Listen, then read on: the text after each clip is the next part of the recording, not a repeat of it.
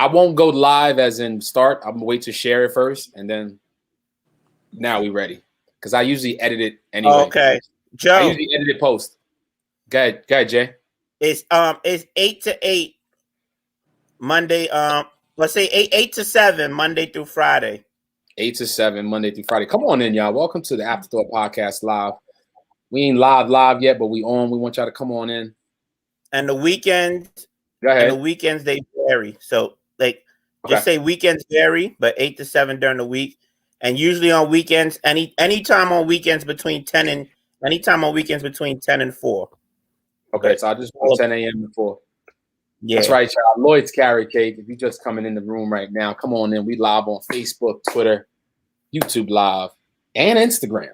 That's right. The Afterthought Podcast live. I'm your man, Joe Hill. We got the gang in here. We getting ready. We getting set up. We almost there. We getting ready. Shout out to Lloyd's Carrot Cake. 6087 Broadway in the Boogie Down. That's right. Black Business Spotlight. Might as well throw it up there right now. Black Beans and Rice. What's going on? We are live. You said Black Beans and Rice? That's the homie. That's my homegirl. She's on Instagram. That's the name of her. Yes, her whole name is Black Beans and Brown Rice. I'm sorry, bro. I don't like brown rice, but I like. Yo, you want to know a funny story real quick? Yeah, that was the name of my fantasy football team the last time I played. Was Team Black Beans Yellow Rice. What's with y'all? What's with y'all in the rice? That's a Costa Rican. The Black Beans and Yellow Rice. That was my grandmother's go-to dish. My favorite thing she ever made. So last time I used it as my fantasy, I ended up winning $500 in that league. Old folks be knowing how to win money. Let me just talk about that as we getting set up. Old folks know how to play some bingo. They know how to play them slots. They know how to play them damn. What you call them shits? The pick 5s and the pick 4s and all that. Oh yeah, dollar box $3 and flip that, baby. And they cash out all the time. And they use the craziest numbers too. Hey, I want all my kids' numbers. You know what I'm saying? Yeah. All my kids' birthdays. You know what I'm saying? I heard you about to come into some money, baby. What's your last four of your social? I need you to get me some scratch offs. Straight and box. Like, give me a scratch off. You like, come on now. All right, y'all. Come on in. That's right. We are live. Let's get it. Welcome to the Afterthought Podcast live. I'm your man, Joe Hill. We are here. That's right. If you see our faces, it is definitely hump day. We looking good. What up, Tiff? What up, JP? How y'all feeling? Our faces is definitely hump day. What the fuck that mean? It's the middle of the week. It's the Afterthought Podcast. Yeah. We're a staple in the week. So that's what I'm saying. When you see our faces, you know it's hump day. Now, it's hump day. Okay. I'm like, what is going on? We live on Twitter, Facebook, YouTube Live, and Instagram. Shout out to everybody on here. We are live. Go to my Facebook page. Go to the Afterthought Podcast page. But we here. We got a lot to talk about. We got to unpack. Valentine. I'm gonna start with this. Before we get to the wellness checks, we all know we coming off a Valentine's Day weekend. Some of us, got to, enjoy that time. Some of us, I'm sure there's people out there that was like, fuck Valentine's. But at least me raised her hand.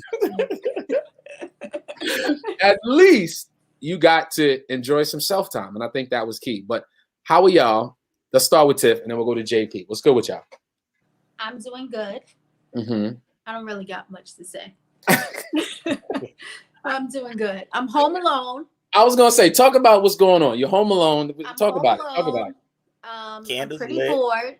This is boring. Why are you home alone? Where's your child at? My child, she's in Puerto Rico, living her best life. Whoa, Puerto Rico. Little motherfucker won't send me no pictures. Layla's in Puerto Rico right now? She's in Puerto Rico celebrating her friend's 18th birthday. And then right around the corner, Layla will be turning 17. And that's so they're doing a little birthday turn up in Puerto Rico. You was a little upset before we came on air. You were saying she don't know how to communicate. You know how kids when they travel, we don't want to talk to our parents. So you got to know that vibe. You know. She don't want. Yeah. No, she'll call me. She'll tell me she missed me, check on me, and all of that. But she won't send me a picture. I just want a picture. I don't want nothing else. Mama's just want a picture. They won't send pictures. Nope. It's horrible. Did you text her? Did you like, yo, what's going on? Because I know you be on her. I know you be in her inbox. She'll be like, she'll text me back and be like, Tiffany.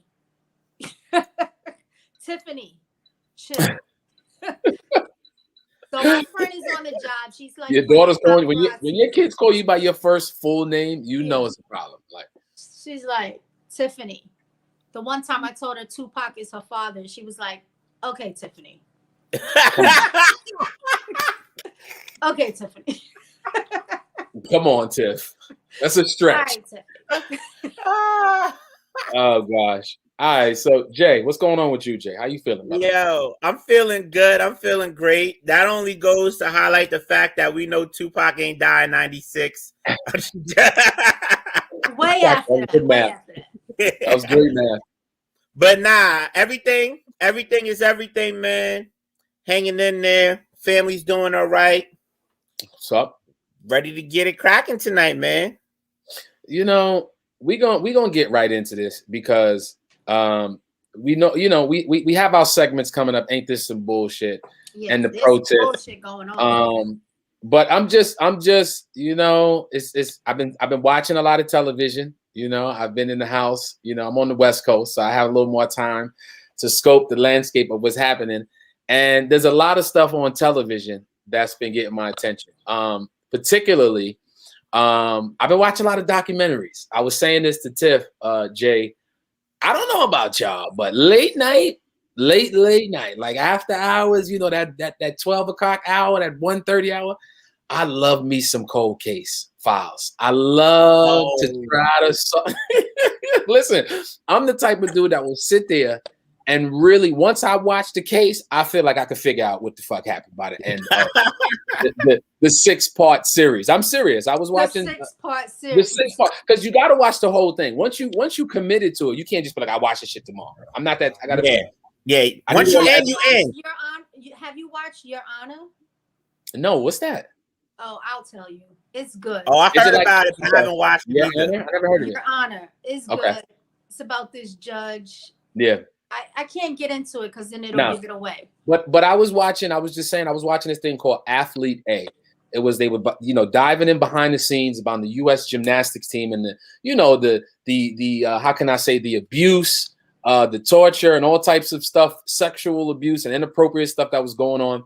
And it gets buried under the rug because, the coaches, the staff, sometimes the kids even don't want to, like you said, Tips, these people have practiced and, gotten here and they like, listen, I won't say nothing because I'm trying to win a gold medal, which is sad.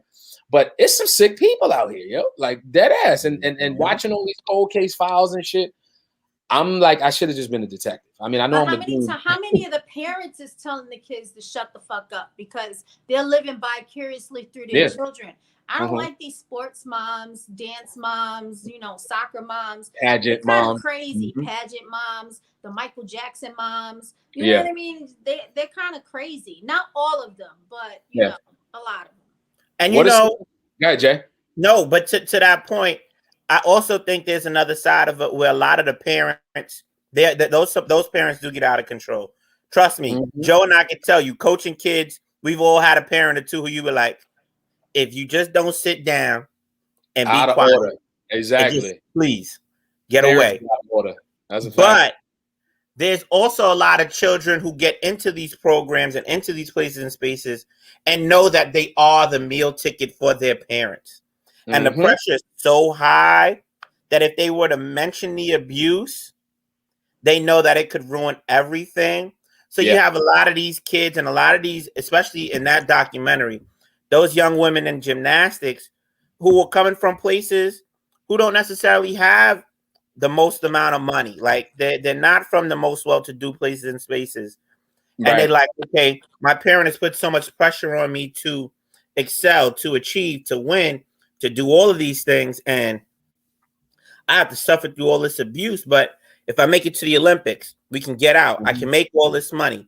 We can then be successful. I have to do it. I have to do it. I have to do it because the parents have poured so much into them that they're afraid to even tell their parent or address what's going on. And it's kind of scary and sad.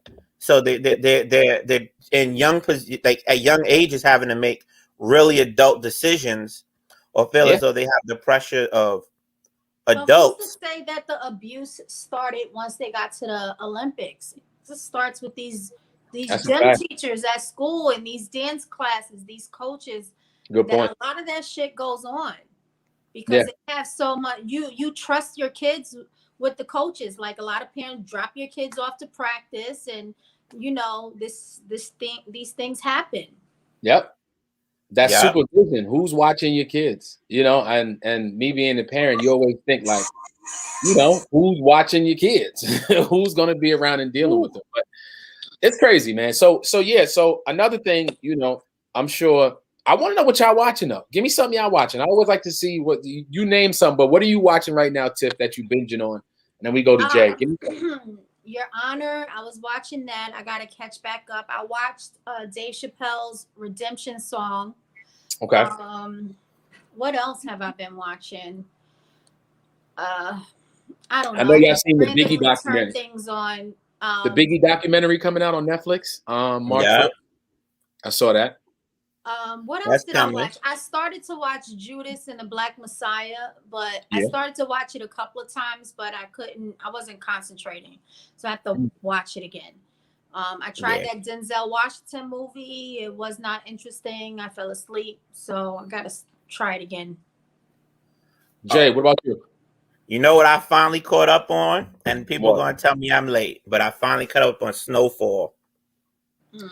I've watched a couple episodes. I've never watched I caught up on Snowfall. I've literally watched all of Snowfall, so I'm ready for next week for like the season 4 premiere. So that's been the last thing I was really binge watching. And then on the documentary tip, it was I was watching a documentary on the Sisu Hotel on Netflix. I didn't watch that. Oh, that shit was crazy. My goodness. Maybe I'll watch that tonight. Yo, no, Tiff, you got to watch it about the Asian. You got to watch it. Disappearing. Yeah.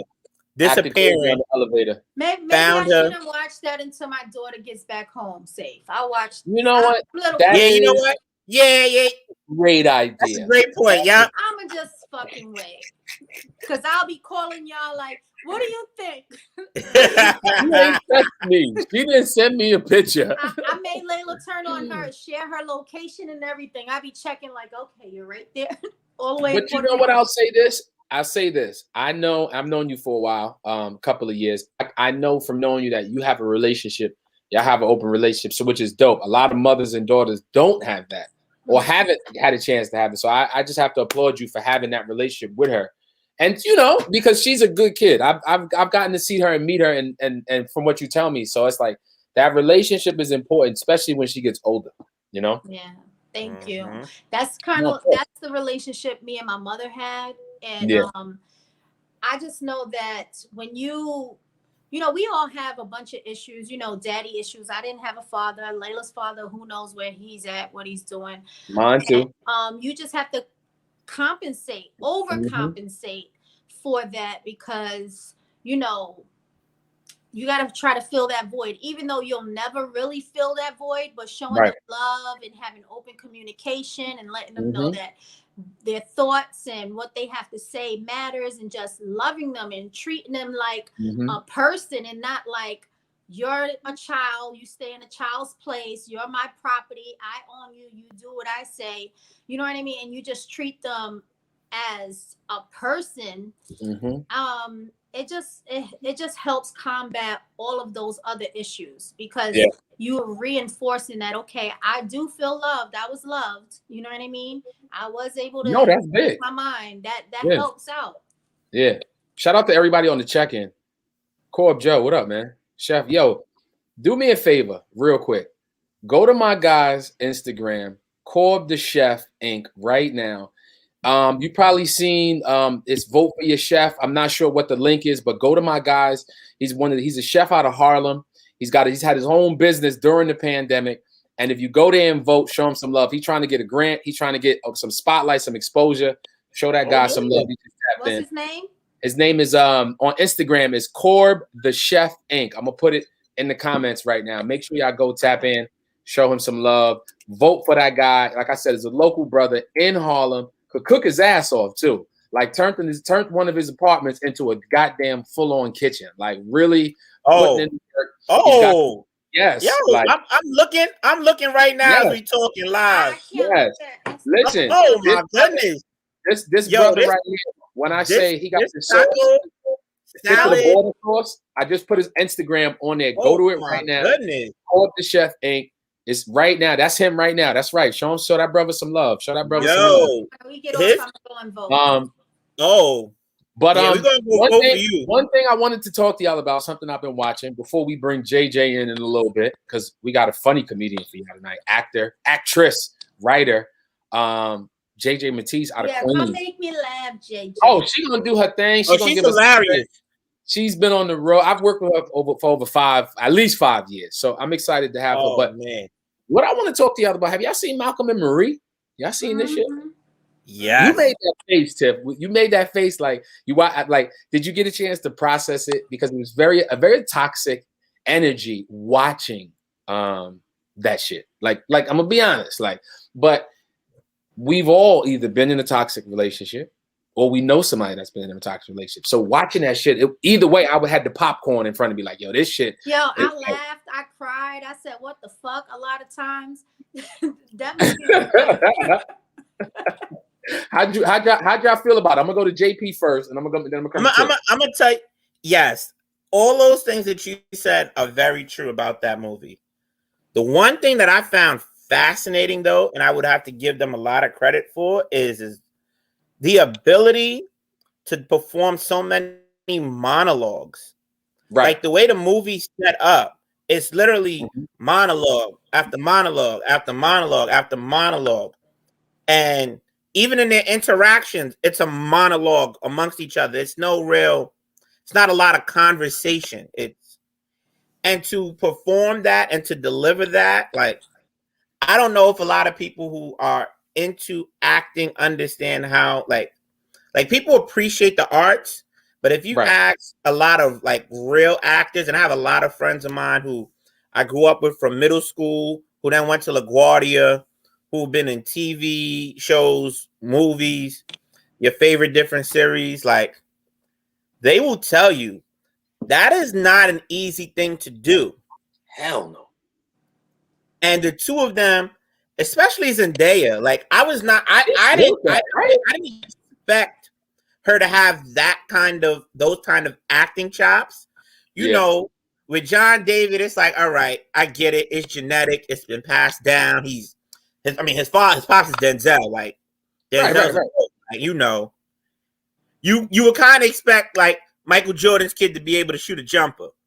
Like, so you kind of get that he should be able to do some of these things, or you would figure that at least. But for her, I was extremely impressed. Now, the movie was toxic. The movie did take time to get into. Like, it was a slow build. Her face, though, was it for me in a lot of them scenes? Was it me? Like, she just kept that serious, like, her sarcasm. I loved her sarcasm. That's what it was. Yeah. She's sarcastic and witty. Yeah. You know what I mean? And fiery, but still calm and patient. She was all of that. But you need that. I think you need those type of traits, Tiff, when you're dealing with a personality like his. Because what I appreciated the most is that in her doing that, she never really allowed him to define who she ultimately was. Right. Now, that's a good point. Out of everything in her past. Yeah. And that's one thing I really got from that movie. Like, I seen what Malcolm and Marie, they put two M's on that motherfucker too. To speak to your point, JP, they both had their insecurities, right? Yeah. They both had their insecurities, and she had her insecurities, but she was very self-aware. It was like you couldn't really tell her anything. She owned her shit. And then like she would be real sarcastic and cruel to him because that's just like the transaction that they would have. That's became their norm, right? But what I liked about her is that what she said to him, even though it hurt, it was things that he needed to hear, and it was out of love. When he was saying things, he was trying to hurt her back because he's narcissistic. Not that he didn't love her. His narcissism wouldn't allow him to not win this argument. He wanted to win. She was just trying to help him get to where she's at with the self-awareness, you know, on his self-awareness trip, because he's not there yet. He don't know. But that's what he loves about her, because she tells him she exposes him. She puts the mirror right in front of him. To that point, Tiff, I agree. And I'm gonna ask you this too, Joe, like, do we find ourselves wanting to win more or be right more than just being at peace? Because a lot of times, sometimes I think a lot of people will compromise their peace to be right. Okay. And other times, I think people will know or watch someone do something wrong, but for the sake of not wanting to compromise their peace, just let it be instead of correcting it or fixing it or doing what they know is right. So, like, where do we find that or draw that line sometimes? Because I think it's difficult in many instances for a lot of people, because some people really struggle with that. And how may some of us feel about that? Like, we rather protect our peace. I'm gonna go off the tip. Right. I think that because I just recently had a situation, right, and with a friend. I think that a person, when it's two people that care about each other, no matter what the nature of the relationship is, you know, whether it's romance or it's platonic, whatever it is, when two people are having a debate or they're strongly disagreeing, arguing, fighting, whatever, I feel like the person that by any means necessary wants to win the fight, they're operating an ego. Because it shouldn't matter who's right, who's wrong. It should matter, you voice how you feel, I voice how I feel. We come to common ground. We agree, we disagree, we agree to disagree, whatever it is. We get it all out, we talk, and it doesn't matter who's right, who's wrong. It's all about the solution. You know what I mean? And moving forward. But a person that is operating an ego, they don't give a fuck about nothing you saying, whether it makes sense. And you can tell that 1 + 1 is 2. And motherfuckers will say 5. It's 6, nigga, it's 6. It's fucking 6 because that's how they feel.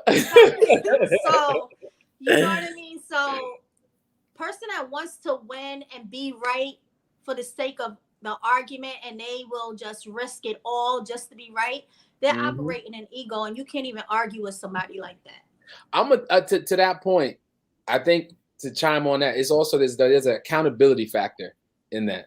Yes. Because we've all been in an argument, and those that's going to listen to this on the Afterthought podcast, we've all been wrong in an argument.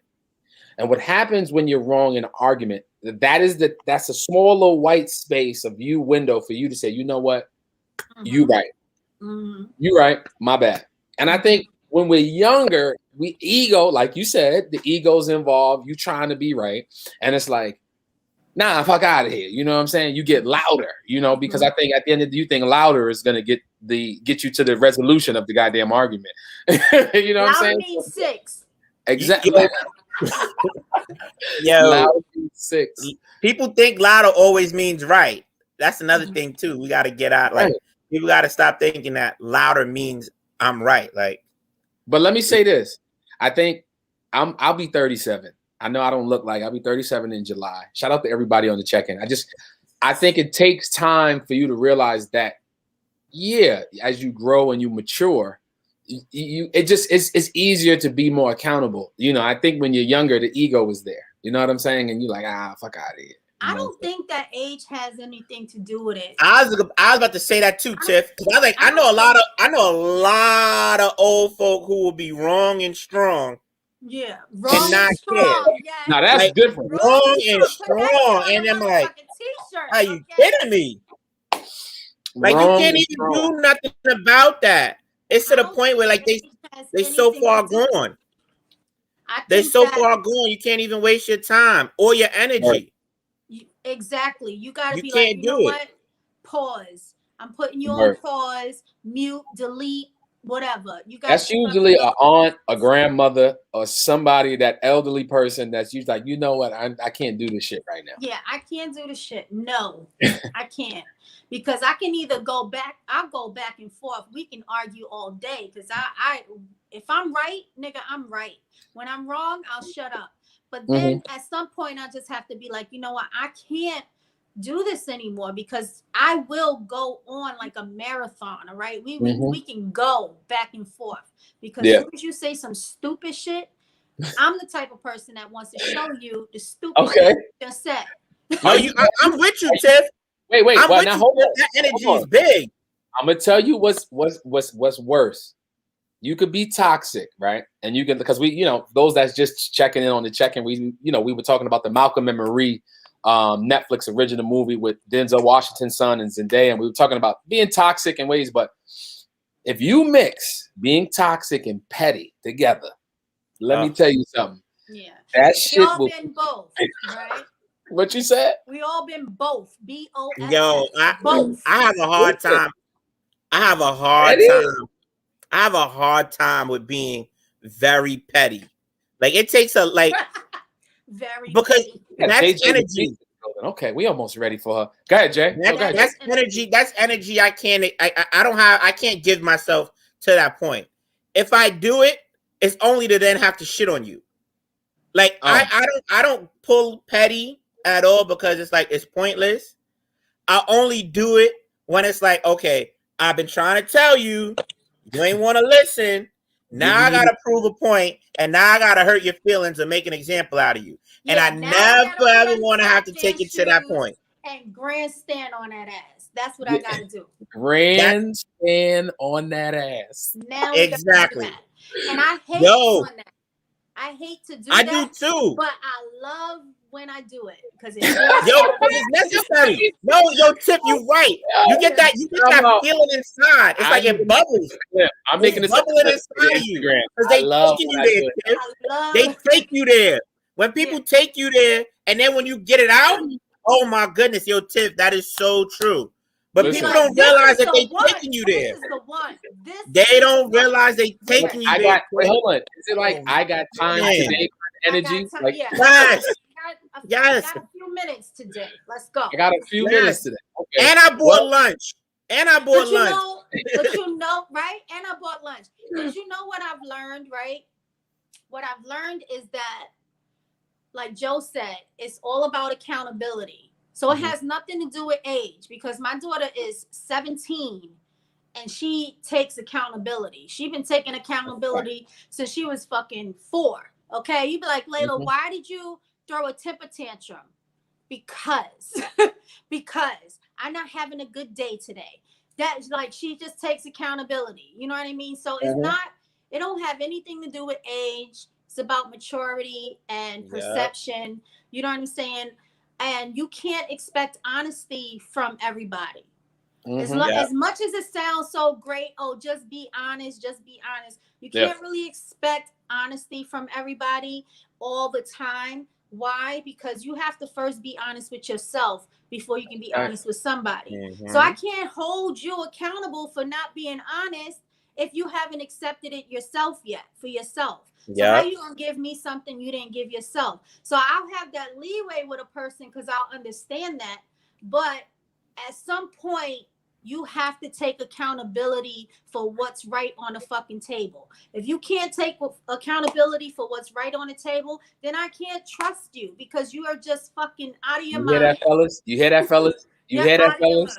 You hear that, fellas, right now. If you think about approaching her right now, you heard that last line? She loves this shit. I love it. Don't. Well, so nice. We're gonna get back into that, and we're gonna have JJ in here. We're gonna have her chime in on that. We're gonna have her do the Ain't This Some Bullshit segment. But right now, we got JJ Mattise coming in, Queens native. She gonna give us a hot five. Yes. It's the middle of the week. We need some laughs. Let me just intro her right before we bring her for the high five and we interview her and we have some fun with her for a little bit. This is one of the hardest working women in the game, and when I say that, she's a phenomenal comedian, she's an amazing writer, and she's a dope ass producer. I've gotten to work with her in my early days, going back to Harlem Nights, and Harlem Nights was the staple of a lot of the platforms where I got to meet a lot of not only dope comedians, but female comedians. And I got introduced to her through my guy K Smith and Rashad, actually. Shout out to both of them because they both introduced me to her. And from that day on, it's been about 5 or 6 years. She's been, like I said, phenomenal. Been on the road. And she's with us tonight. So without any further ado, let's get her in here for her hot five and then talk her a little bit. Queens native, ladies and gentlemen, make some noise for the very funny Miss JJ Mattise. Hello. What's up? What's up? What's up? Y'all was telling on yourselves before I got here. Joe, you said I'm hardest working person on unemployment. It feels good. I'm sorry to everybody else that's still working. I just want to tell people that right now I have time to ruin my life. I have all the time in the world, so I'm doing it. Mm-hmm. I am truly doing it. I've been dating, and that is a life ruiner. Anybody? And Tiff, you been dating or you married? No, neither. Neither. I'm traumatized, girl. You've been minding your fucking business. That's what you've been doing. I've been minding my fucking business. Listen, I have not been minding my business out here. At the age of 33, I'm in all the business. I'm in all the tea. I recently I have my roster set, I have my roster set. Kenny, what up? I have my roster set for the winter. I have it lined up in order to get winter good. These people have had COVID tests and they had STD tests. Okay, I got a system here. And they don't work that much. I need non-essential dick, non-essential dick, non-essential penis. Okay, so I have my roster set. I'm 33, so I'm at the age where I'm telling people, hey, you want to give me dick without your jacket on? I'm having a baby. I just want to say that. If you just want to come in, walk outside with your socks on, I'm having a baby. I'm 33. Like, I love right now when men be like, you on birth control? I'm 33. I'm on pull out and pray. Lot more. Half the time over your 30, you just laying there like, just relax. You got 72 hours. Just relax. You can go get the pill. I don't get upset no more. I'm just gonna get the pill. But I had an incident where I called one of the people off the roster. I was like, I need you to do some per diem dicking. Okay, I need you. Come in and fill the position. Per diem. So we take an edible. We get, shit gets crazy on edible. I had nasty hourly hotel sex, and nasty hourly hotel sex is the nastiest sex you can have because you don't give a fuck about where you are. You throwing blunt guts. You pouring Tennessee on the floor. You squirting baby oil places and stuff. You have on your best poor outfit for these 4 hours. I'm doing my thing. It is nasty. You really feel you gotta go to church that Sunday because you went to hourly. And you don't want to tell nobody that. Make sure you didn't bring back no bed bugs. But so the sex is going good. I was talking my shit probably too good because I told him, ladies, and we know when we get tired because we say, come for me. Just do it. Come for me. Y'all not, we're done. We're getting the cramp in our back leg. We're done. Release it. Okay? Get the shakes and release it.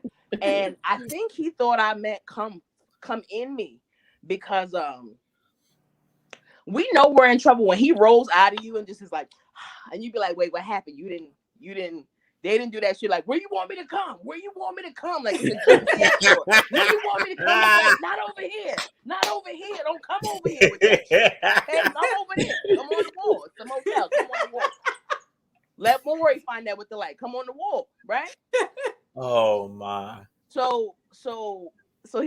a gift inside me, and I was kind of calm because I was on the edible too. It was calm as I just kind of laid there and I was like, hey, we got 72 hours. It's all good, right? The reason why I sent this man to get a Plan B bill because I thought about telling my friends about my pregnancy. I flash forwarded to the press conference with my friends because for everybody, when somebody's pregnant and expecting child, you got to make the announcement. You got to make the announcement. So I thought about making an announcement to my friends. I'm in a room. I'm like, here he. Hey friends, how you doing? I just want to tell you guys that I am pregnant.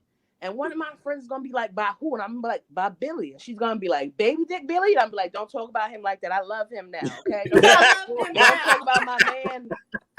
You know when we talking shit about them, like his dick was so little. I felt gay when I had sex with him. But don't talk about my man now. He said, I'm having his child. I love him now. Shut your mouth. You can't tell friends nothing. Friends will throw stuff back in your face immediately. Yes. I think this is for females and males. Like females will definitely throw shit back up in your face. Like I'm at the age where I can't tell my friends anything. Like the other day, I came and told my friend, I was like, listen, I suck dick upside down. She wasn't even happy for me. She was like, oh, I need you to know your body's a temple. I was like, well, they gotta let people in the temple to pray, don't they? Touche.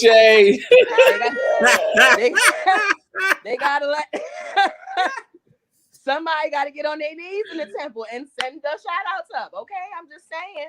Okay, I'm not a hoe. I'm just unemployed. I got time. I got time to ruin my life. I want to tell you, I also like dating people with a criminal past. Like I love a man who said, I did my 5 years. I don't want to go back. Like I love that type of dude, right? Keep his Tim's a little loose. I love that. I love all that about them. I love the type of dude who looks like he steals packages off your porch. Like that's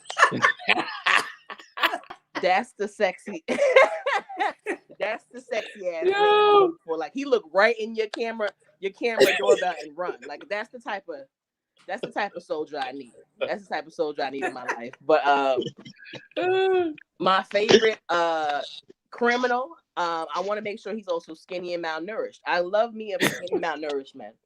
I love them. They just dick in a heartbeat. I absolutely love it. They never have enough iron. They always cold and shit. They never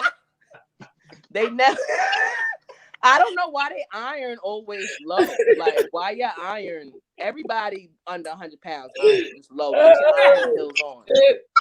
But, and they also struggle finding belts. They always have to buy kids YSL belts.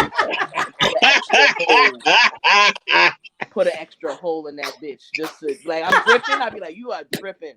You are dripping, baby. You are dripping. Man. But yo, I'm JJ. Thank you so much, guys. Yo, sure. Yeah. Yo, fucking up my life. Oh shit. That's funny as hell. Yo, that is funny. JJ, I appreciate you coming on here. First of all, the Hot 5 is always a platform, one for comedians to come on here. We need the laughs. The world needs the laugh.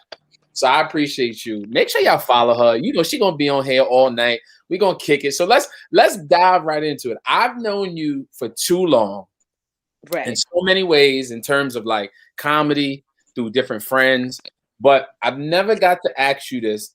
And it's funny because it's a perfect time. You always hear about origin story, how people started. How the hell did you get into comedy? And when I say that, what was that origin story like? You from Queens, like talk to us about how you got your start in comedy. Right. So for a long time, people was telling me like, you funny. And like, I was going through this point where I was quitting job after job. I was telling people to suck my dick, walking out of work. Like, I just wasn't good at much. And then I had like a near-death experience, and I got hit by a car. And coming into Happy New Year 2010, I got hit by a car, and it hurt. It hurt a lot. That shit hurts. Your shoes fly off. There's no good way to get fucked up by a car. Like there's a cool way to get shot by a gun, but like there's no cool way to get hit by a car. You just look stupid. Yo, my shoe was down the street. I was like, where's my shoe? That shit scares you. Like when something knocks you out of your footwear, it scares the shit out of you. Like I gotta Hey, I was gonna say it's either that or when change fall out your pocket. You ever get hit so hard, change fall out, you like, damn. Yo, there's no recovery. There's no recovery. It was people around, and that's funny. After that, I was like, I had this thought process where I was like, so if I died, what would I be known for? What legacy would I leave here? And I just like, people think like it's an amazing story how I became a comedian. I literally just Googled it. Like I was like, how do I become a comedian in New York City? Right? Yeah. I just Googled it. Like I Googled it, and like it's easy to get on stage in NYC if you just bring 14 people with you. It doesn't even matter what kind of 14 people it is. As long as you bring 14 people with you in New York City, you can get on stage. So it was a bringer show I did at Laugh Lounge in Lower East Side, and that was where I did my first show, October 2010. Wow. And it was like history from there. And how was that? What was that experience like? So that show, I remember I was really nervous. I had the bubble guts like all day. I couldn't keep no food down. It was the longest 7 minutes of my life on that stage. People said I did decent, but they also, had a drink minimum and they're probably drunk. But people said I did decent. They gonna get that drink minimum out of you, that's for sure. So they are. And it's funny because people don't know this about you. I mean, a lot of people know you for being on stage funny, but also you're funny also behind the scenes in terms of in the big screen. I mean, my sister got an IMDb out this bitch. Like, when I say that, some of y'all like IMDb, is that unemployment insurance? No, nigga, she got credits. She got credits. And if you ever seen any of them, 01, she was in Brooklyn's Best Star Show. Talk about how did you get into writing like behind the microphone, behind the screen, and to get recognized to be like, how did you get into that whole situation? Because I know there's a lot of people that want to write and get into it, but you're somebody that's actually doing it. So talk about how'd you get into it and some of the opportunities and how'd you got there. So honestly, I owe a lot of my career to Craigslist. There's a lot of weird shit on there, but there was a lot of gems. Like I would just send my tape out to like random Craigslist requests, looking for writers, looking for comedy shows, and so on and so forth. Actually, because of Craigslist, I found the show, the Brooklyn's Best Show. That's how I found the Brooklyn's Best Show, and I got nominated for a student Emmy on that show for being a writer. Yeah, so that was a dope opportunity. Wrap that up. Nah, that's not something you can't. Right. Black woman in the game getting nominated for a student Emmy. That's hard. I remember I tried to travel 2 hours deep into Brooklyn to do that audition. And I was sweaty as hell when I got there, but they chose me. But Craigslist definitely has some gems. I actually did a show off Craigslist where I did comedy in somebody's Brooklyn loft, and there was a baby goat in the room. Really? There was literally it was the house or like a goat. In Brooklyn? Where did they get this goat? In like Williamsburg. Where did they get this goat? Word. Somebody loft. Probably from East New York. There was a goat, and there was white people passing around this cast iron teapot. So we know not to trust any type of tea from white people. They was like, "You want some tea?" I was like, "Hell no, I want to go home." I want to know where the fuck this goat come from and why is it here? How do you get a goat into Brooklyn like that? Yeah, like, that's what I'm saying. Unless it's gonna end up at an African store, maybe for some goat. Maybe it might end up there. That's how it got there. A baby goat is not enough goat. But on a random note, did y'all ever hear about the time there was a goat running around on the Major Deegan in the Bronx? Nah, over by Yankee Stadium. Don't do that to the Bronx right now on live air, bro. It happened. There was one in Queens too. like they all jokes aside, y'all, they literally escaped from the butcher spot. You know how you could go to certain like fuck live, you get live animals, you go get your chickens, you go get goat. Right, they escaped. They escaped. They literally escaped. Run too. And literally was out in the street running. Give it up to the goats for getting the fuck out of here. They say something. The life of pets. That's something that needs to be in a Pixar movie. The goats. Harriet Tubman, goats. Yes. So, but yeah, JJ, go ahead. That's crazy. So, like, I'm doing a set in this show, and I'm like, yo, anybody got like can tell me about this goat? They were like, it's weird that you even like putting attention on the goat. Don't treat the goat like that. They didn't even want me to point at the goat. Like the goat was like Prince to them. Like they was like, treat the goat as the artist. Like, right. Like the goat produced the show. The goat wrote me back emails. Like I was like, this I gotta get out of here. There's no black people. Like I get scared. Do you not get scared when you don't see another black person in the room that you could just look at and be like, very. You see this white ass shit right here? You gotta look for all the exits. Go ahead, get in there, Jay. Get in there. It's yo, scary. there was just nobody. Ask JJ whatever. She's here. Scary. Whatever. To that point, I want to know because I've seen you a few times when Joe was hosting at Harlem Nights. And I see you at different shows with Desi too. Shout out to my cousin Daz. Like, when you're on that stage, like, what is it that you find brings you the biggest? Like, how do you get a pulse of each room? Because one thing I feel like I've noticed you do very well is like, in every space, you're very adaptable. Like, I've seen you in rooms, big rooms, small rooms, medium, and everywhere. It's like you have a great pulse, and it just hits. Like, where do you find the ability to get a good pulse of each room that you're working when you're in there? First of all, I want to shout out public school. They don't give a fuck about your comfort. Like public school don't care. Go in. Like to go in and speak. Like I have a public school education, and I just feel like in environment, especially like New York, you have to make sure you have something about you that gets noticed that is just particularly your brand. And one thing about a New Yorker is that we will go into a room and we will just survey the whole room. Like I'm gonna look at your shoes. I'm gonna look at my jacket. I'm gonna look at maybe who's holding a gun in here. I'm gonna look at maybe the person that steals. I'm gonna maybe spot the couple that is not supposed to be here, but somebody's cheating on their wife. I could. For some, I have a talent where I can just look at a situation and paint the picture, and some of the time I'm right. I'm right, and people are like, "Oh my God, who do you know? Like, who you have spying on me? Nobody. Nope. You're cheating on your husband. It says it all over your face, sis. Yeah, it says it all over your face. You're in a dark bar in Harlem in a corner. You cheating on somebody, right? We as performers, we know you perpetrating. We can tell. Like there's plenty of people that I picked out. I'm like, you here cheating on your wife, and they be like, oh snap, and I'll be like, oh, you really are. You really are, sir. It's Saturday. Take your wife out. Leave your girlfriend out. Right.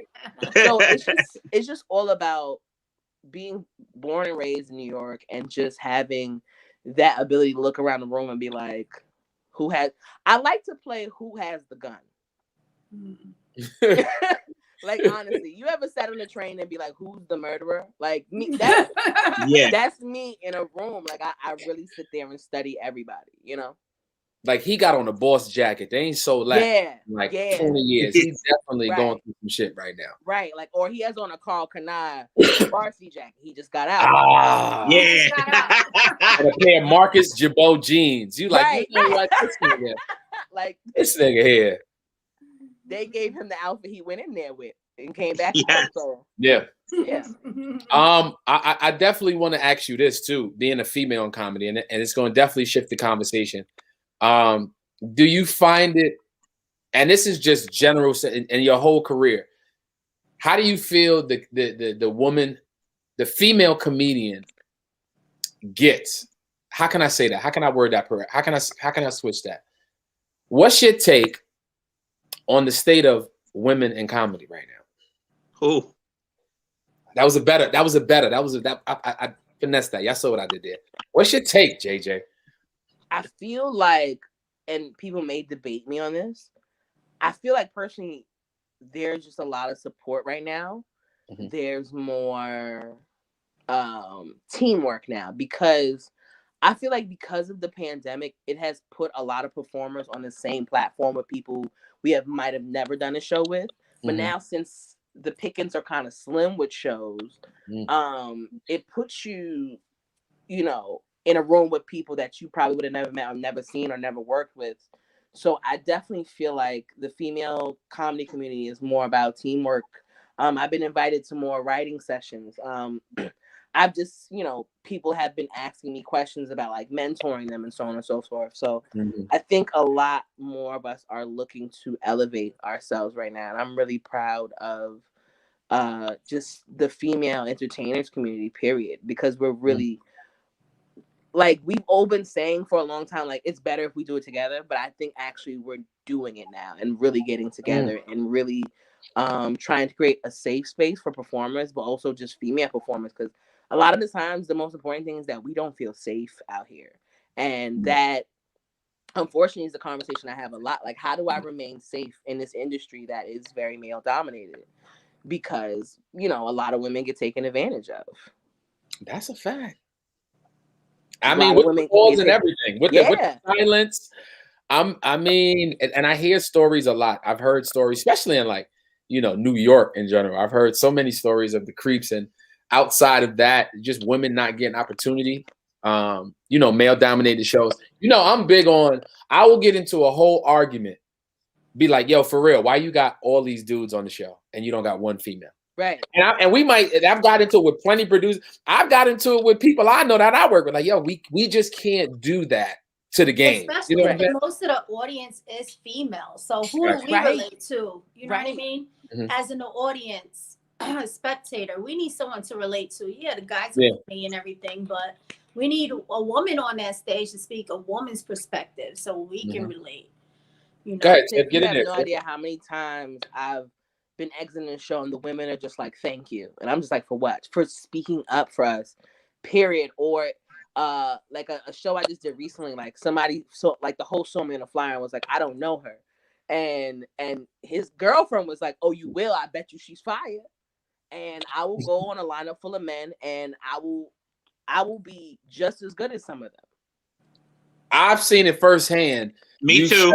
Clubs, whether you at Caroline's, whether you at the Comic Strip, Broadway, you can name the comedy club. You can name the lineup. I've been in very various situations, out of town, in town, and I've seen you put up very big numbers on them stages. And a lot of times it's just, we fall into that dark horse. A lot of times our names don't stand out, and I say ours. I'm in that bracket too of like, we don't get the recognition because of who we are. But in women, I feel you get overshadowed a lot. And I say that because it's like, hold on. Have y'all seen her perform? Like, nah, y'all seen her? Right. Go ahead, Jay.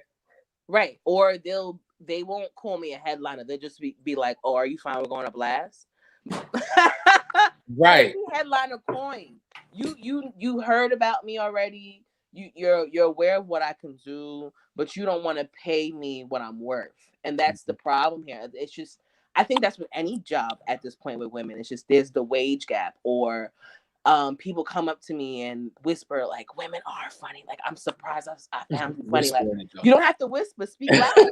Compliment me loudly. Like, compliment me loudly. Don't do that. But the advice that I give to a lot of women in this industry in comedy is, especially just for safety, if you're the last woman in a room of 12 dudes, go home, sis. Go home. Like, you're not missing nothing. Go home, like, soak your feet, pour some Epsom salt in that tub, and go home. Like, don't be the last female with 4 or 5 dudes. Yeah. And like, I just want to thank, like, Joe, Kay, Emerson, and Javon. Like, these are the men that always support me and stick up for me. Even if I'm not in a room and somebody's talking about me, I have no doubt that they'll set people straight. Oh, yeah. and vice versa. That's a fact. Mm-hmm. Go ahead, Tiff. I know you want to jump in there. I know you had a question. So, to speak to the point, when you said that people don't want to pay you what you're worth, right? What do you think about Dave Chappelle's Redemption song? That was a follow-up to his previous special where he was requesting that everyone ban or boycott the Dave Chappelle show so that he can get paid or not get paid. You know what I mean? Because they didn't pay him his money. He signed a bad contract years back when he did the Dave Chappelle show. So he asked everyone to boycott the show. And then luckily enough, everyone did boycott the show, and he was able to get his license back and get his rights back and get paid a lot of money. So who do you think did the boycotting?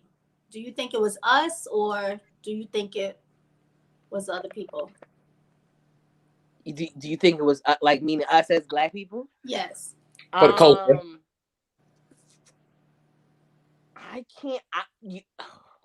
could say what I saw in the Black comedy community, and yes, I did see a lot of camaraderie for Dave Chappelle, because we know what it is. I can't call it whether it was more Black people or not, but I feel like it was, because a lot of us grew up on the Chappelle show.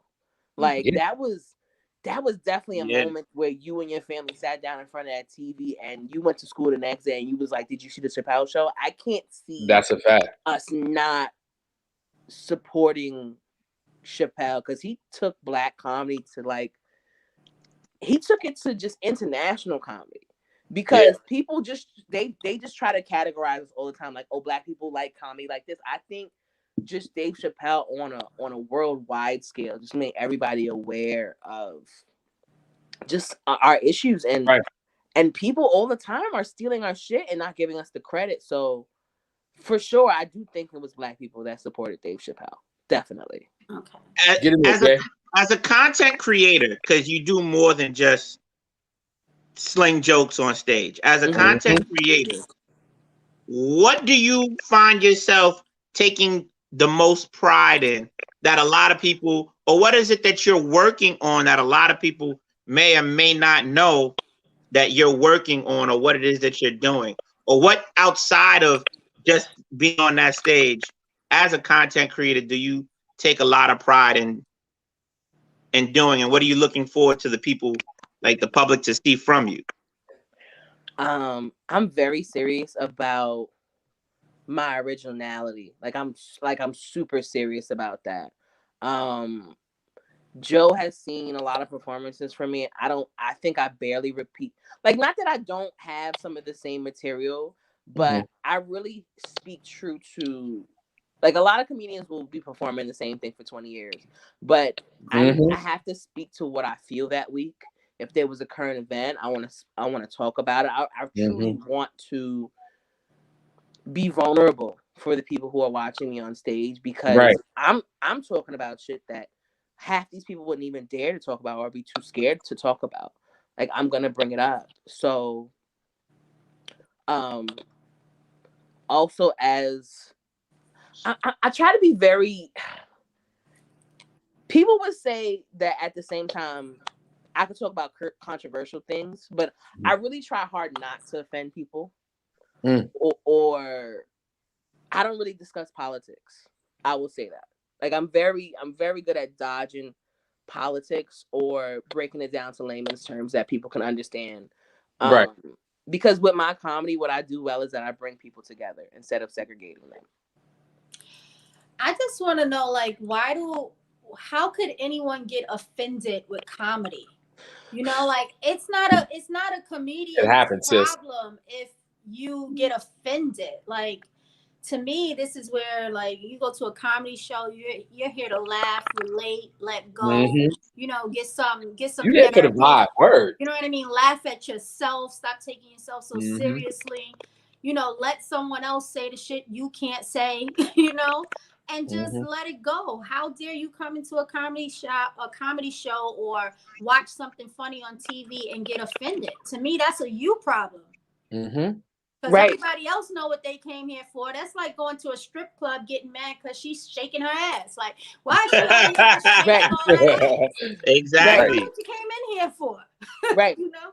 And Tiff, I think that's because everybody laughs. Serial killers laugh, murderers laugh, pedophiles laugh, somebody locked up laugh. Like everybody laughs. So therefore, everybody's mental stability isn't that good coming into a show. And sometimes as a performer, if somebody tells me leave them alone, guess what? I leave them the hell alone because I've seen people get violent.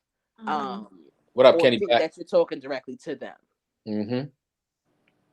It's true though, and I think that's how it be. Sometimes it be some bullshit, and I think that's a perfect segue. We got a game / segment that we do every Wednesday, and Tiff, it's truthful to what it says. So without any further ado, let's do it. Ain't this some bullshit? Wait, ain't this some bullshit? Because I just lost my article. Hold on. But a lot of what we go through be some bullshit. But it's something that, you know, we do with our guests and we get your take, you know, here on the Afterthought podcast. When we say your take, we want to know what y'all think. So drop in the comments too. Don't feel like you can't interact with this part of the show. We got JJ here, JP, Tiff. And make sure y'all follow her too. I threw her Instagram up there. Make sure y'all definitely stay in tune with my sister's doing. But yes, let's get it, Tiff. You ready? Yeah. Just give me 1 second. I feel like too, Jay. Also, I feel like and in the heat of comedy, you said something, you know, adjusting, and I think JJ tapped in on it. I think I've definitely, how can I say it? We always want to adjust. We have feelings coming into a show. There's a lot of emotions, like JJ said. We come into a show, Jay, and it's like, damn, I want to do this. But at the same time, I'm like, I don't want to do that. The room may speak something to me. I've been at Yonkers Comedy Club before. You know, Jay know. We've all been there, Yonkers Comedy Club. Shout out to Desi. The room speaks to something else that I need to perform. And there's nothing wrong with that. That's a part of being a comedian. See, a comic will come into a room and hit you with his set. He'll hit you with his act or whatever you call that. That's his act. Like it's some fucking legendary shit. It's his act. But I'm saying a comedian will come in the room, and Kay is big on this. Shout out to K Smith. Big on, in general, get into a room early, half an hour, fill the room, see what the room is saying to you. Get a drink, get your system right, sit still. You know what I'm saying? That shit helps your set immensely. And I'd be trying to tell comedians, it's okay if you coming from another spot or you late, but if you get the opportunity to come into a room, sit still and feel it, shit, you may fuck around and have a better set than you thought you would coming into that. So, JJ, speak to adjusting while we get ready for the Ain't This Some Bullshit. So, speak to adjusting why it's so important as a comic coming into a show. I will say that when it comes to adjusting, it's definitely one of my very strong points. But if you speak to what you would call the OG comedians or the veteran comedians, they will tell you to never change your stuff for anybody. And it's not that I'm necessarily changing my set for people, but it might be that I feel like this audience wants to hear this or needs to hear this. Right.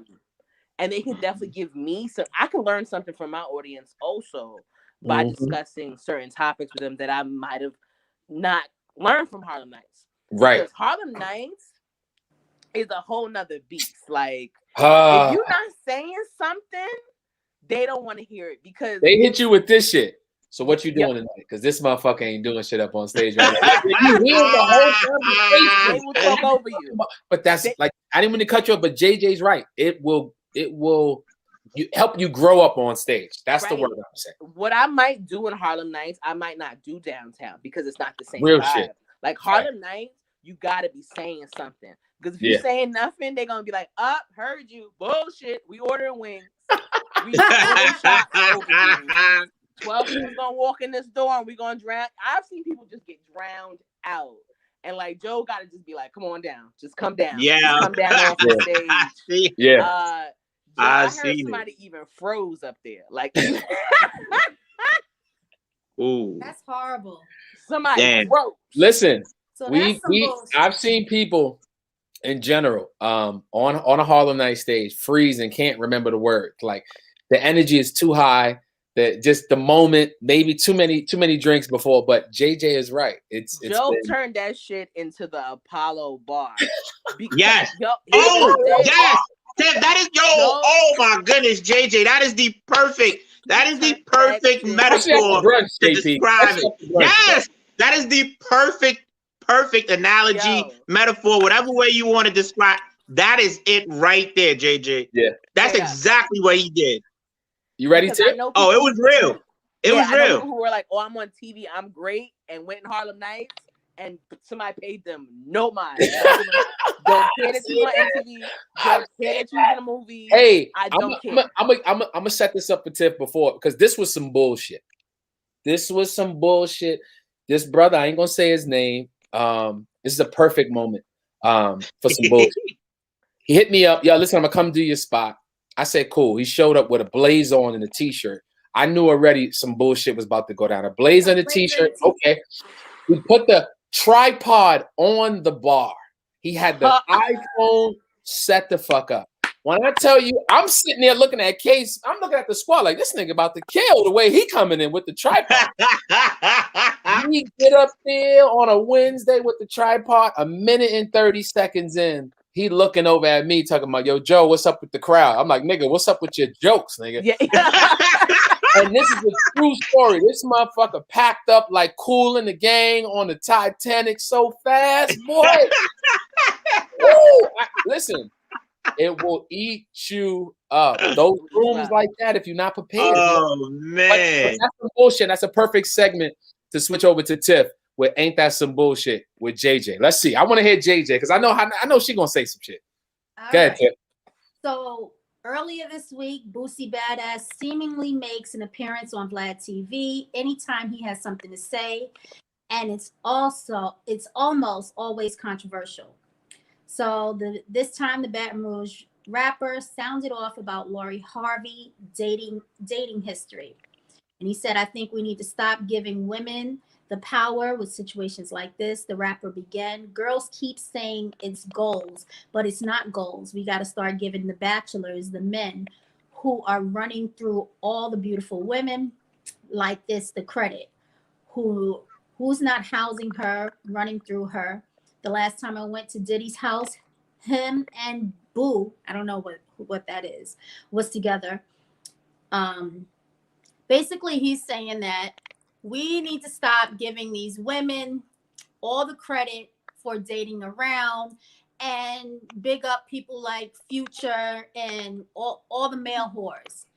And, Pretty much. And he called Michael B. Jordan a simp for dating women like her. Like, yes, she's attractive and she's nothing more than just a lay. So I think that's just some bullshit. First of all, men have been glorified for being whores and dating around and sleeping with beautiful women, ugly women. It don't matter what kind of women, if they're women at all. Mm-hmm. Now we need to start giving the power to the women. But I feel like, what do you feel? I just think it's some bullshit. And why do we got to take the power away from the women? That's a good one. What you think, Jay? I just feel like ugly people talk the most shit. I really do. Like, I just like Boosie look like, you got something caught in your throat early in the morning. You be like that. Boosie just reminds me of that sound. He reminds me of that sound. Like, it reminds me of the shit caught in my throat. That's funny as hell. Just when you like you did too much hookah, like that's what Boosie reminds me of. Like, that's some Boosie in my throat right now. That's a good reference, JJ. I just feel like people who are the most insecure talk the most shit. Like Boosie. He had something to say about Dwayne Wade's daughter also. Sorry. He just needs to mind Boosie needs to mind his business. He looks like a black him out. Like on some big facts. Like Black, like, not mild. Ugly men, first of all, ugly men gotta have good sex. There's no choice. Like there's no option for him not to be good at sex. He's eating butt, he's in front, he flipping you upside down, he putting money on your loans. Like Boozie's getting your car washed weekly. Like he's probably a sim, and his baby mothers is probably all unattractive. So I don't. Yeah, wild boy. How many kids he got? He got like 9 kids. Go ahead, Jay. He got a lot of kids. He do because I always see him. Go ahead, Jay. He got a lot of kids. I gotta speak on this, Steph. Please. And I'm gonna tell you something. And I know some men may disagree with this, but let me tell you something right now. I'm tired of grown men talking about what other women are doing. It comes across like men are being more feminine with all that extra talk. Like you are a whole, like you can't be a whole gangster and a whole thug, and you sit here talk about it, JJ, and like you said, the crazy ugly baby mamas, kids all over the place, then you want to talk about what Lori Harvey doing? That girl in her 20s, let her be great. Then you about to be 40 and you still out here looking washed. Yeah. Like I'm over it. Respectfully, I'm over it. Yeah. And who's to say every picture that she's in, every person that she goes on a date with, that she actually slept with them? And if she cares? You right. Who cares, Tip? Who cares? I don't care if she slept. I don't care if she slept with every single one of them niggas. And then some. It doesn't matter. Like grown men need to stop talking about. I am 34 years old. Why do I care? Why should I care what Lori Harvey, what, maybe 25? What is she doing? Who cares? Who cares? Nobody. It's some bullshit. I also feel like his commentary or anybody's commentary towards her or women like her it's counterproductive and it's hypocritical because the hoes is who they praise in their music. That's who they talk about. That's who they praise. You don't hear them talking about nice, good, decent, wholesome women. I gotta get me a nice, decent, wholesome woman. They don't say that in their music. So why are you talking about Lori? Because you couldn't get it. This is another thing too. And I know people gonna sit here and say, "Oh, JP talking shit," because he talks shit about the Kappas or whatever. It don't have nothing to do with that. Even though he knew better. My problem is that he knows what he's doing, and this is his only way to stay relevant. Right. Like, you call yourself a whole gangster, but then you go on places like Vlad TV, where real gangsters will sit here and tell you he's the feds. But you busy running your mouth with who you think is the quote-unquote feds about a whole young woman living her best life. Like, bro, go do something more productive with your time. I'm sorry. I just can't. The way I was raised and how I was brought up, like, it is not your place as a grown man to be chatty-pattying about what what women are doing in general, let alone a girl that's like 23, 24 years old. Let her live her best life. And it's some bullshit that he's taking the time out just to kind of be. Why? Like, yo, this shit is annoying. Well, and we gotta stop giving. I like the segment, Tiff, but I think in general as a people, people give him too much attention and put him on platforms for clickbait and for attention, and we don't need to be giving that any kind of energy. His interviews on the Breakfast Clubs are priceless, though. I'm just gonna say that. I'm not condoning it or justifying it in any way. I'm just saying I think people understand this is a form of entertainment. You get what I'm saying? Yes, like, but it also perpetuates a level of ignorance that continues to be spewed and spread, and a lot of people consume and give so much energy to that. Facts. Like, we gotta stop doing that. Like, we could be doing, and it's not to sit here and be like, I hate the like, oh, if you sleeping, you never doing anything. No, get rest, relax, do all these things. I'm not saying be extra, but bro, I get you. Yeah. Stop. Grown men, stop talking about what young women are doing in their personal life. Stop talking about it. Like, that's a fact. bro, stop doing it. That shit is whack. That shit is corny. It's like somebody's money. It's like counting somebody's money. You like, why? Dude, don't do that. Why? Don't do that. Yeah. That shit is corny. Yeah. That shit is corny. Get rid of it. 2021, we gotta stop that. And we gotta stop. And we gotta stop allowing people like Boosie to call people like Michael B. Jordan a simp, or allow people who rock with Future to call people Russell Wilson a simp.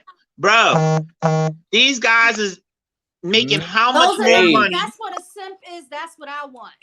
The way that they leveled up. Are you kidding me? That's what a simp is. Give me one thing. Goddamn. Exactly. Give me a simple.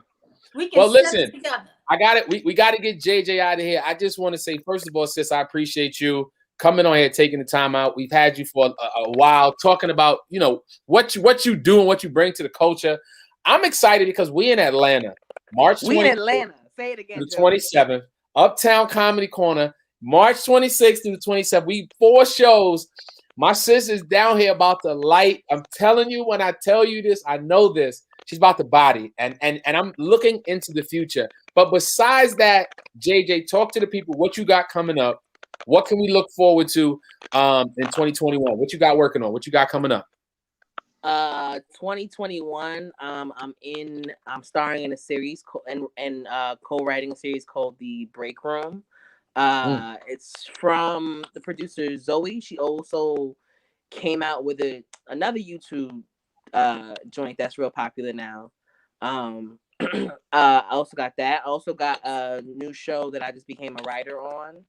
It's in the work. Yeah, it's in the works. In the writer's room, finally. Show could be coming to Hulu. We just speaking it into existence. So, and ATL. Right. ATL. That's the 3 biggest things I got coming up.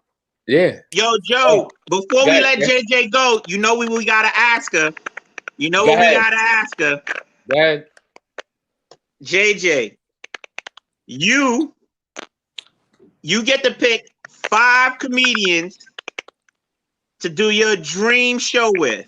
Your hosts, your features, your headliners. You get 5 with yourself. Dead or alive, men or women, doesn't matter. You gotta give us your 5. Who you want on that show with you? 5 people, including myself. Yeah. Whoever. Whatever. It's your 5. JJ's top 5 all-time show. So 1 is Gina Yashir. I love Gina Yashir. Adam Sandler. Classic. Gotta have Dave. Come on with it. Dave. I would like Monique. I don't care. Gotta have Monique. I love Monique. I don't care if we banned her. And I'm gonna go with Kev. I'm gonna go with Kevin Hart. Okay. I like that. I'm gonna go with Kev. Nice. A lot of people say his last special was bad, but I laughed at the brick oven pizza joke personally. That was funny. That shit was funny. The brick oven pizza joke. Oh. That shit was funny. I don't remember it. It was just so bad I couldn't get into it. That was the highlight. That was the highlight of it for me. Yeah. I was like, that was the highlight one for me too. Everything else, I was with you, Tiff. Like, I'm like, oh man, no. But you know JJ, I think my bad. No. Honorable mention. My bad. Honorable mention. Change it from Kevin. I want to change it to Rashid. I think his name. Poppy. Why the cat sleep on the bread? R.I.P. Rashid. Listen, that's a killer right there. Hold on a minute. Let me go see right now for the 40 right there. Oh, that's a classic. Shout out to Rashid. R.I.P. him. That's a nice lineup. I would pay to go see that any day. I'll pay twice to go see that lineup. But JJ, I appreciate you coming on, taking the time out, and just rocking with me. And and I will be in Atlanta with you, and we gonna act up. I'm letting you know that right now. We're gonna be at the Waffle House. We're gonna be every goddamn way in Atlanta. We're gonna be there. But safe though. COVID safe. Don't worry, y'all. AJ Mattise, show some love one more time. Comedian, actor, writer, an amazing guest tonight. Thank you, sis. Follow her, JJ Mattise, on Instagram. And we're gonna have you back on. You already know that, sis. Keep grinding. We appreciate you. Thank you. It was nice. Thank you so much. JP. Dick in a heartbeat. It's just funny. Yo. JJ Mattise, an amazing person. Her hot five was hilarious. Yeah. Adam whoever comes on, Joe, whatever comedians we have come on, gotta bring it. Because JJ has set the bar. Her five was definitely diverse more than any five I've seen. Bob's was cool. Bob had an intricate five because he went into the greats. Yes. The Talents five was cool too. So like, it's interesting to see each week when we have a comedian come by. I thought you was talking about that. No, I'm talking about her 5 minutes to start, Joe. Oh, my fault. Yeah. I didn't get JJ's hot five. That her hot five, not her top five. Her hot five. Go back and listen to that. Make sure you go back. It was stealing her shit, Eva. I know. I'm just that shit was funny. I'm telling you, that shit is funny. When she said the bar is very high. The bar is very high, and she said very high after what JJ did tonight. He looked like he steals your packages off your porch. That shit right there. Oh God. Yeah. Oh man. That's funny. But she will be in Atlanta with the gang, UGK Comedy. My brothers Emerson, K. Smith, Javon. JJ is on the lineup. Yes, the only female because she about to kill it.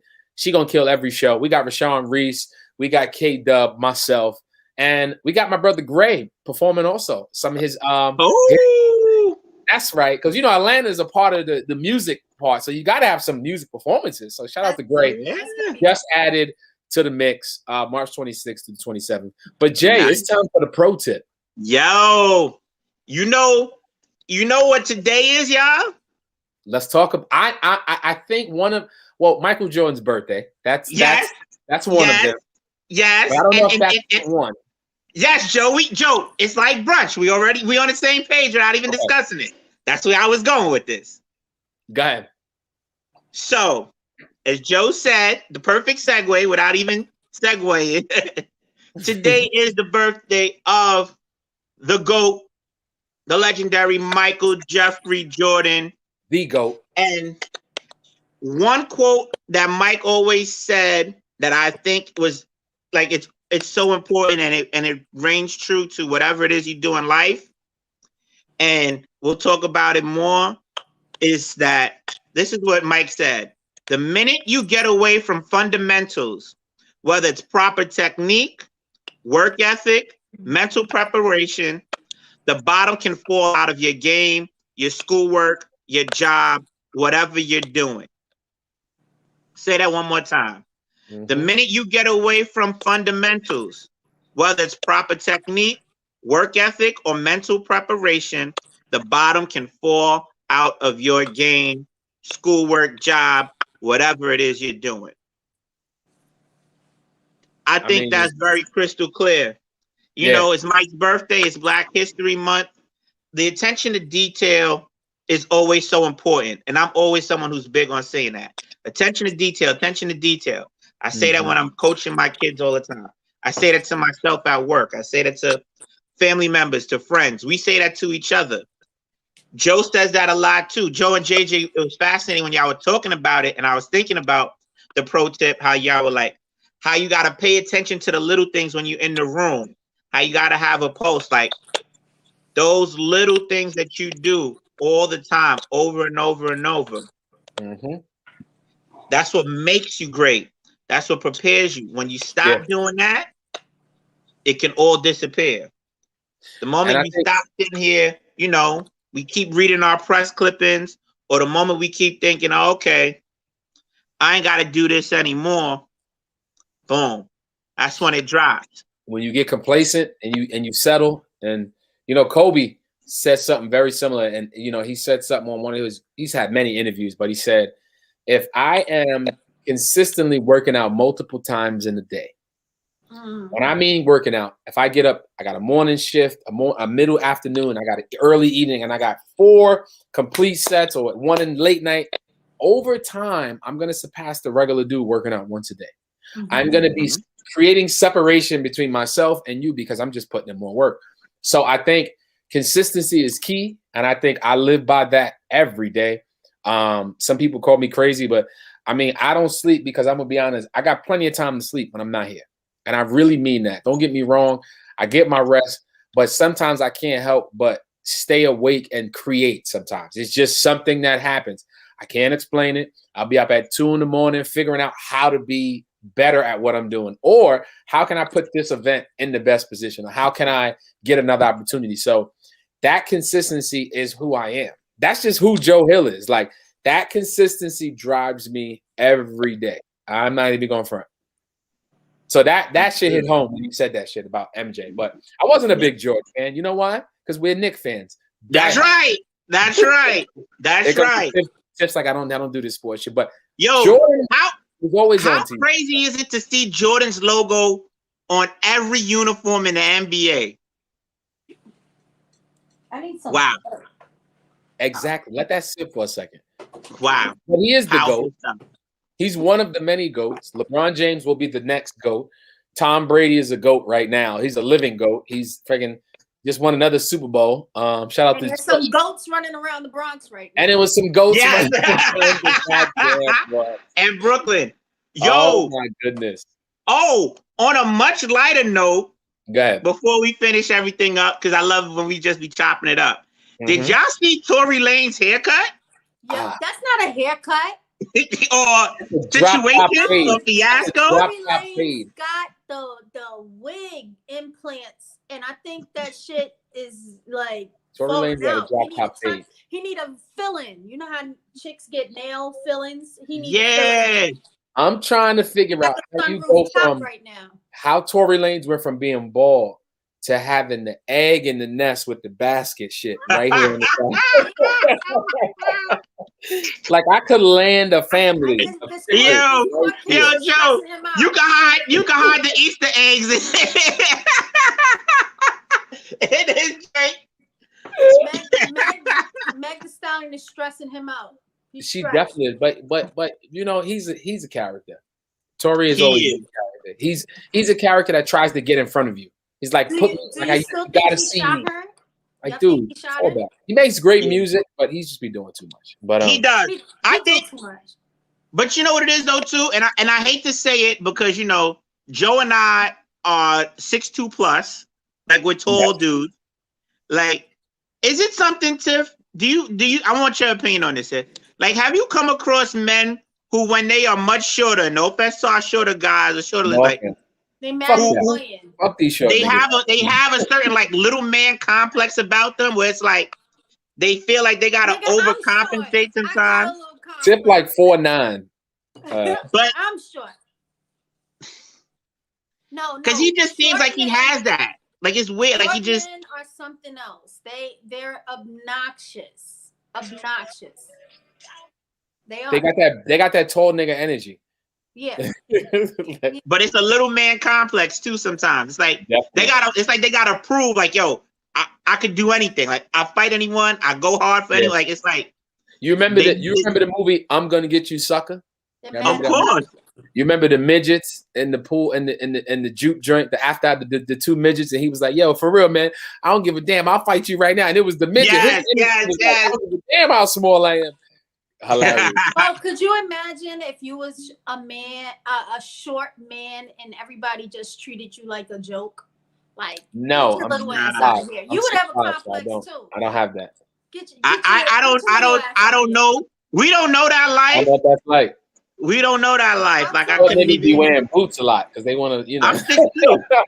You're 6'2". See, I can't really tell because you're always sitting down. And I can't tell. No, we tall dudes. We definitely We starting 4 and 5 for somebody's preparatory high school basketball team back in '96 somewhere. If you look online, at pictures of Joe and I like standing up. JP got it. JP got it. You'll see. You know, I'm 5'1" and a half. Don't forget. You can't forget those halves. Anybody under 5, you can't forget that half. You gotta be look. Before we get out of here, I want to throw the support up because that's what we always about. Make sure y'all go to Lloyd's Carrot Cake Bakery, 6087 Broadway in the Bronx. You see the schedule. Get you a slice. Get you a cake. Look, what's coming up? Easter's coming up. Mother's Day is coming up. Graduations online. All that. Yeah. Support it. And when I get back in New York in April, I gotta get me some. I gotta swing by there. And speaking of support, if you want to support this show, that's right. Not just by just watching. You want to get your hands dirty. You want to support the show. There's the link.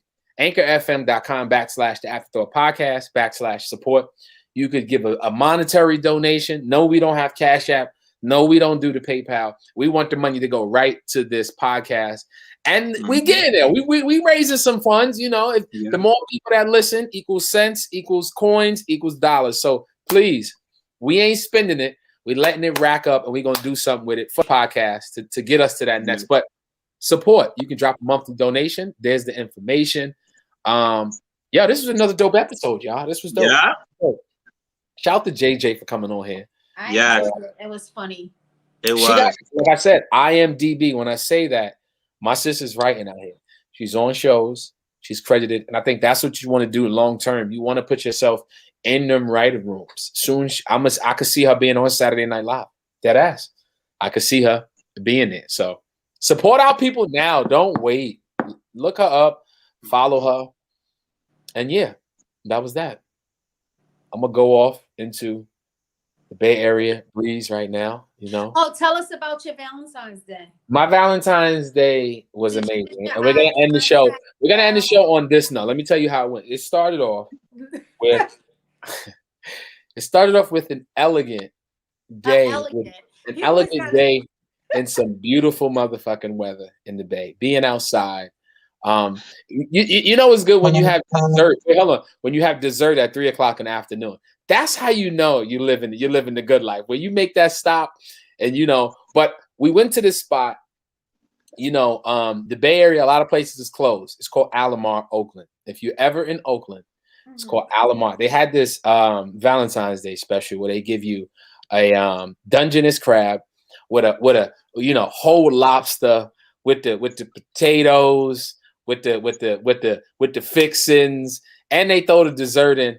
I'm telling you, dinner was nice. It was nice. I enjoyed. We enjoyed us. Get pregnant? No.